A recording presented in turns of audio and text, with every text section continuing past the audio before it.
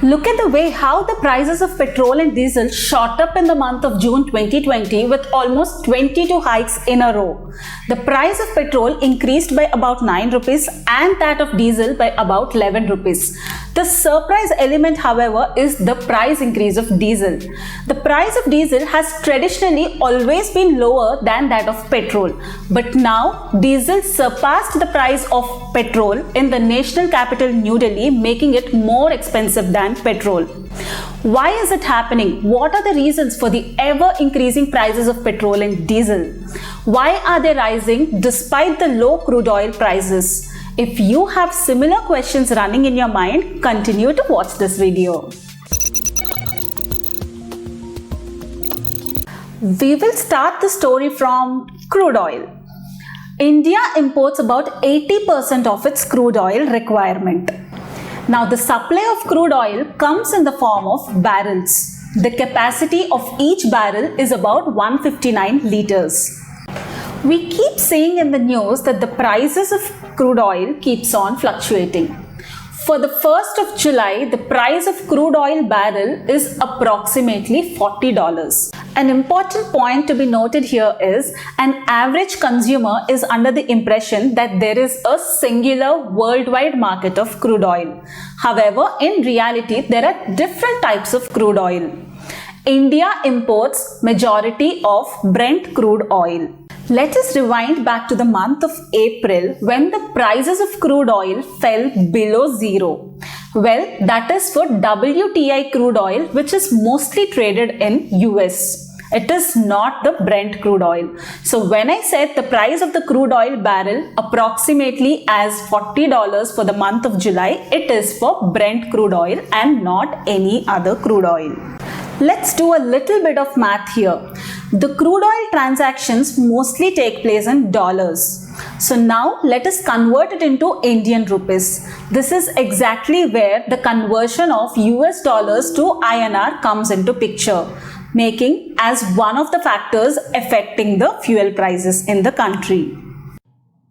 On the 1st of July, the price of Brent crude oil with freight was about $42.68 per barrel and the exchange rate 74.75 US dollars. The price of crude oil per liter for 1st of July worked out to be 20 rupees 6 paise per liter.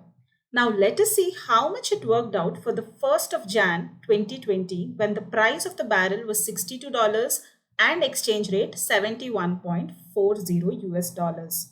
The cost of crude oil on 1st of Jan was 30 rupees 8 paise.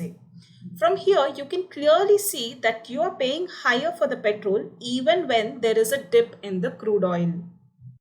So if crude oil is the major contributor towards the pricing of petrol and diesel, then how come there is a variation?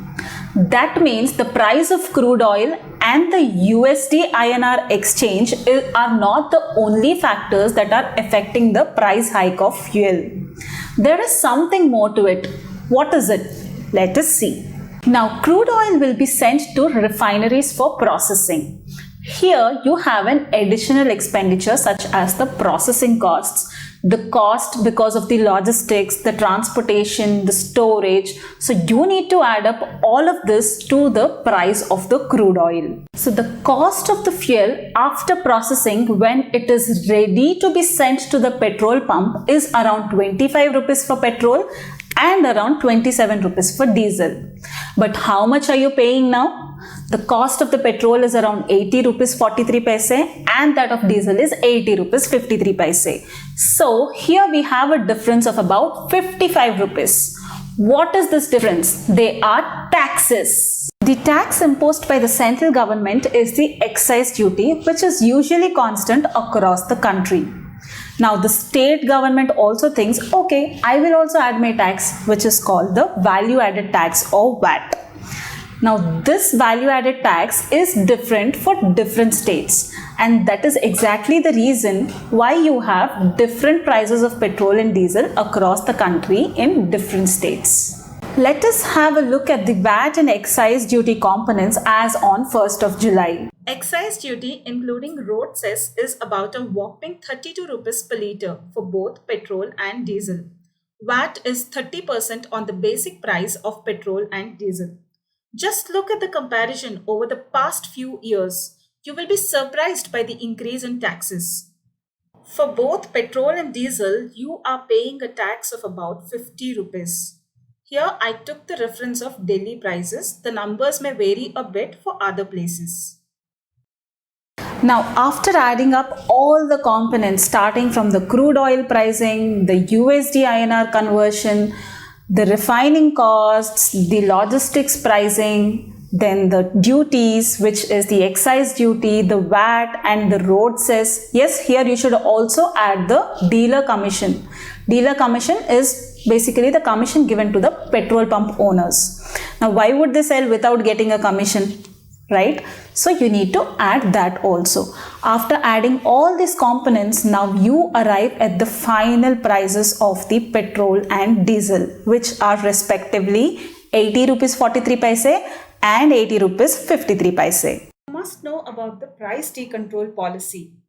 According to this policy, it offers the fuel retailers such as the IOC, HPC and BPC the freedom to fix the prices of petrol or diesel based on the calculations of their own cost and profits. This is happening since 2010 for petrol and 2014 for diesel. Though the excise duty and VAT were hiked in the month of May 2020, it was not passed on to the consumers that time as crude oil prices were at record low levels. And also there is barely any economic activity thanks to the lockdown. So as such, there was near to nil demand for fuels. Now, with India entering the unlock phase and economic activities picking up, the oil marketers are passing on the tax burden to the customers. Do you know the government is collecting about 260% taxes on the base price of petrol and about 250% on the base price of diesel? Now, you have to understand that the changes in fuel pricing is mainly because of the changes in the taxes that are levied on petrol and diesel. Why doesn't the government pass on the benefits of low crude oil prices to the consumers? Why it keeps on increasing the taxes on petrol and diesel? The revenue earned through the taxes is used to balance the tight financial position.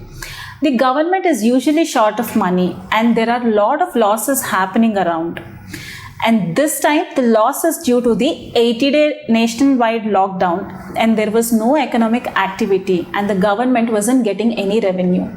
You must know that any government loss will be a public debt which will be socialized or distributed among the public because government is nothing but we the citizens, and any profit will be reinvested and reutilized towards the welfare activities. Keeping the intention of the government in hiking the taxes aside, the taxes on fuel prices in India are quite high.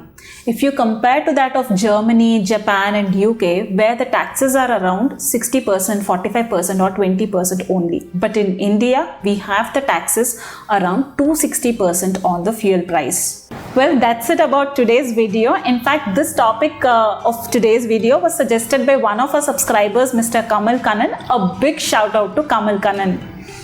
And if any one of you want me to do a video on a particular topic, you can put it in the comment section below and I will try to cover it in one of the upcoming weeks. Do show me your encouragement by clicking the subscribe button and also the like button. Do not forget to put your comments in the comment section below.